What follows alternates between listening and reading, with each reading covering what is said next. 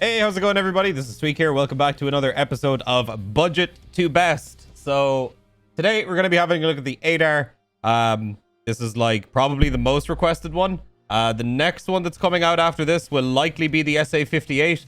That's going to be a shorter one, so we might do like a double feature on that. We'll see. I haven't quite decided yet. But yeah, let's crack into the ADAR. So here we have the ADAR, our worth ADAR number 1. Coming in at 73 recoil with 199 horizontal recoil. This is a nice ADAR for a couple of reasons. I'm just going to show you guys how much it costs right now. It's relatively cheap. So in order to purchase all the parts that you need for this gun, all you want to do is spend about 56k on it. You're getting the low profile gas block. There you are getting rid of the annoying front sight. You've got the RVG grip from Peacekeeper, which is a great little grip. -3 recoil, +7 ergonomics. Does the job. Of course, the PWS CQB as well is great. Also, now the hollow sun. So the reason why we went with the hollow sun is so that you can also have a built-in laser with your optic. I don't personally really like the hollow sun all that much myself. I'm not like the biggest fan of it. I know a lot of people do like to run it though, and it's a solid gun. It does the job. Or a solid optic. It definitely does the job. And then from Peacekeeper, we have the Daniel Defense FDE RS2 for $145 roonies. So yeah, altogether, you're looking at about, 21,000 rubles and $315. So it says here it's about 56,000 rubles altogether. So what we're going to do now is I'm going to take this into a raid. I'm going to throw a couple of 60 rounders into it. And yeah, I will show you guys how she performs. All right, so here we are in factory. We have our ADAR. We have our ADAR with a laser. Pretty nice. You're looking at only about 60k altogether for this gun, which is nice. I know it's a little bit more expensive than some of the other starting guns that we've had at the lowest prices, but that's just kind of what you're looking at, really, for a decently performing ADAR from very low-level traders for a pretty reasonable price as well. One thing you will find about the ADAR is it doesn't really, that's not an AI. There you go. One thing you'll find about the ADAR is it doesn't, like, even completely unmodded. The recoil isn't that crazy on it. Of course, it being a semi-automatic gun, you would expect that. The main thing that you really want to pick up on ADARs would be ergonomics. Like, you really want high ergonomics. You want that, you want to just be able to ADS as quickly as possible and then just spam. You definitely want to spam with this gun, especially up close. In using the ADAR, you're actually putting yourself at a pretty big disadvantage. Let's say you run into a guy with a full auto rifle and it's a close range fight. Unless you're really on point with your point shooting and you're tapping, you really want to try and hit that guy in the head if he's anywhere close to you. Where this gun like really excels is long range engagements, where people might be spraying at you kind of inaccurately, and then you can just take that extra half second to just, line up the headshot and make sure you're tapping heads. So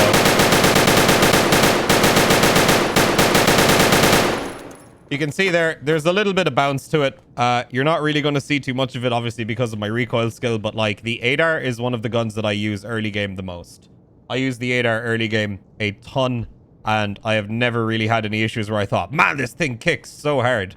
So even with very minimal modding, you can make this gun a real nice head clicker. You put M855A1s into it. Because you're not spraying full auto all the time, you'll save yourself money on ammo. But the main place where this gun does not really do well is close range firefights. You always want to try and keep your distance. She ain't pretty, but she does the job. All right, let's get on to the next. All right, and next up here, we have our ADAR worth number 2. So we're looking at 69 recoil with 187 horizontal recoil, but you're also looking at 75 ergo. So comparative to the original one we were looking at, you were looking at 73, 199, and 62 ergonomics. So this one has a massive boost in ergo with a slight reduction in recoil. But as I was saying earlier, the recoil, it's not a huge thing with this gun. So I've chosen to roll with an Elcan on this. We've also put an X400 on there. It's my attachment of choice. I always like to use the X400 because it has the flashlight. and the laser, if you like them. We're using the Graal S for the bonus ergo, and then we have the PRS Gen 3 stock, which has a lot of recoil reduction, and it also has a lot of positive ergo to it. So, if you want to pick yourself up one of these bad boys, we're going to go to Worth ADAR number 2. Just make sure it picks up the right one without the 60 rounder in it, so we get the correct pricing. So I'll just take that off for the second. Hello? Okay, well, never mind. I guess it's working. We're going to go buy parts, and altogether for this rifle, you are looking at 123,000 rubles. Now, the people ask this all the time as well. The emboss front and rear sights, these just give you extra recoil, extra ergonomics for free, so you can get an extra +2 ergo by putting on the emboss front and rear sights. And yeah, it's this is a really solid gun. You can suppress it if you like. It is up to you, but I chose to go with the Bulltech flash hider, simply just to reduce the price a little bit. So for a mid-ranged ADAR, it performs really well. I've used it in raid a couple of times. Performs well. The Elken's great. Again, with all the optics in these videos, you guys can choose to put in whatever optics you like. Maybe you'd prefer to run a hammer. Maybe you prefer to run a Valde. Or maybe you just want to put a PK06 on it or something like that. It is totally up to you. So yeah, again, we've gone with one of these MOE stocks, which is something I kind of sleep on a little bit. And again, if you want to swap out for something different, you can put the 4.1 on there and put whatever grip you like on it. But for the purposes of this video, we are just putting the M-Lock on there. So yeah, once again, I'm going to take it into raid, and we'll see how she performs. And here we are in factory. So remember, use Control-T to swap between what your tactical device is doing. So on factory, I will usually just leave it on the laser. So we're going to go try and engage some scavs right now. I'll give you guys a look at how she works. There's one coming from behind. Let's get into the little bit of CQB first. Now, I'm not saying this gun can't work in CQB. It definitely can. But you really do need to be careful with how you're placing your shots and watching how the enemies are moving. Because if you get very aggressively pushed with this thing, it's a little bit rough.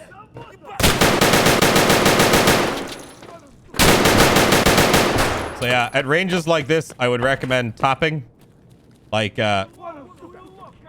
almost as quickly as you can. Okay, this scav is trolling me.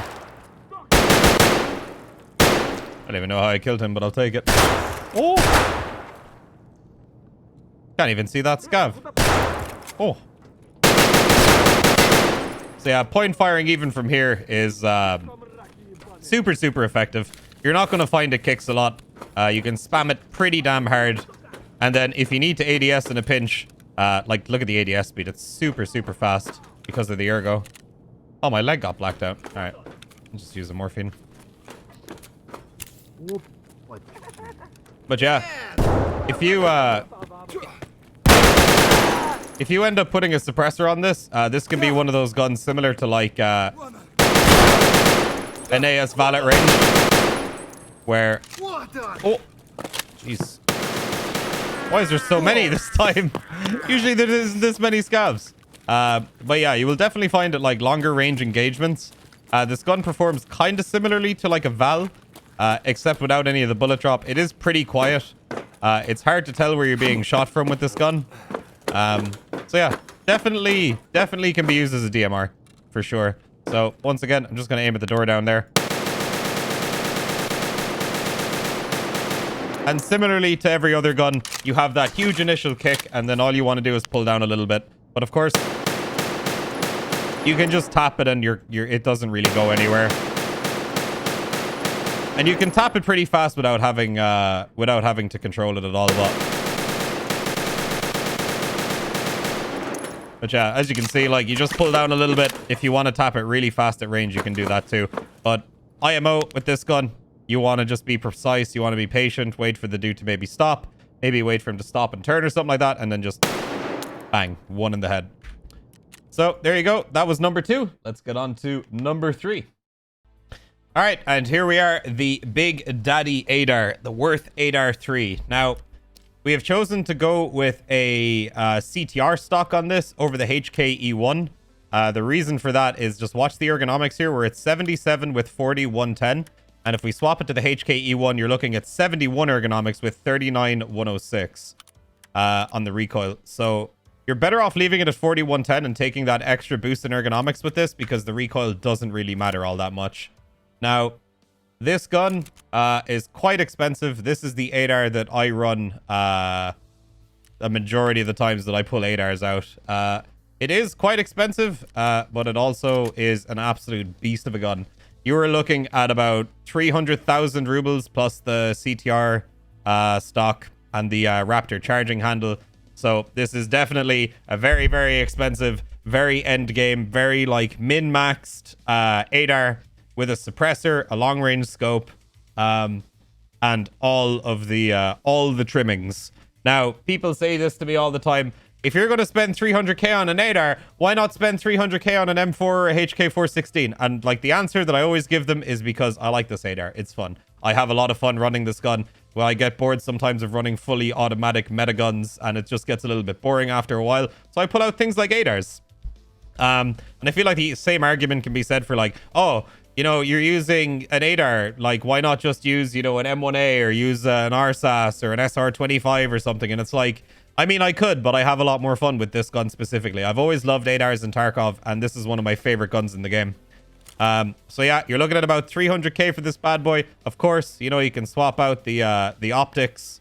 You can change around some of the parts to maybe get a recoil reduction if you want that for some reason, and sacrifice some of the ergonomics. But I would recommend with ADARs, you always want to go with ergo. So let's get into a raid. I will give you guys a look at how it performs. And here we are back once again in factory. We're going to throw the laser on. And you can see the ADS speed is ridiculously quick on this thing. It ADS is super, super fast. And it has basically zero recoil. And it sounds pretty cool. I don't know why in offline raids you get that weird sound bug. It's almost like a... It's almost like a double gunshot effect kind of thing. And I'm not entirely sure why it does that. But no matter. Y'all know what a suppressed ADAR sounds like anyway.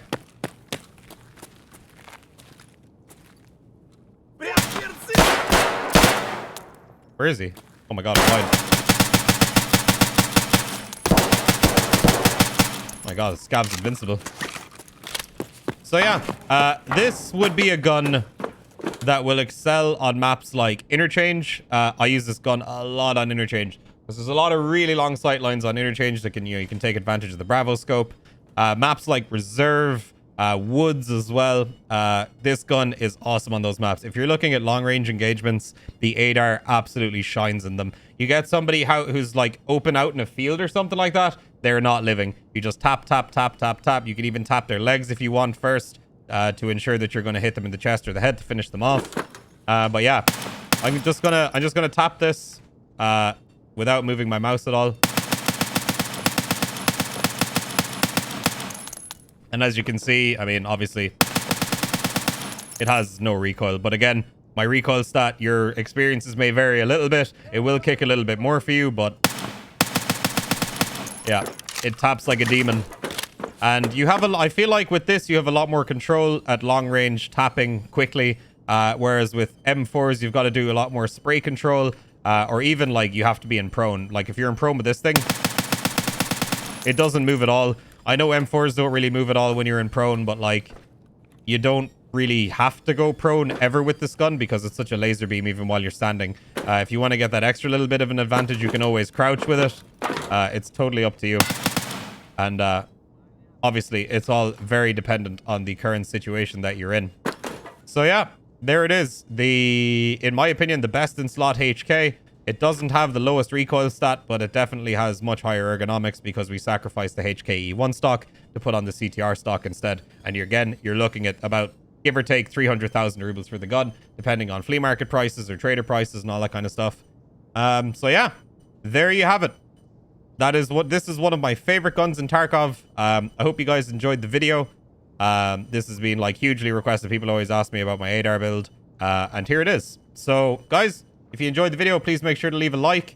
If you want to tell me what gun you would like to see next, please let me know down in the comments below. If you want to see me make some other kind of content, leave a suggestion down below. I'm always open to new ideas. And the next episode will likely be done on the SA58. So lads, I will see you guys on the Twitch stream, or I'll see you guys in the next video. Thanks very much for watching.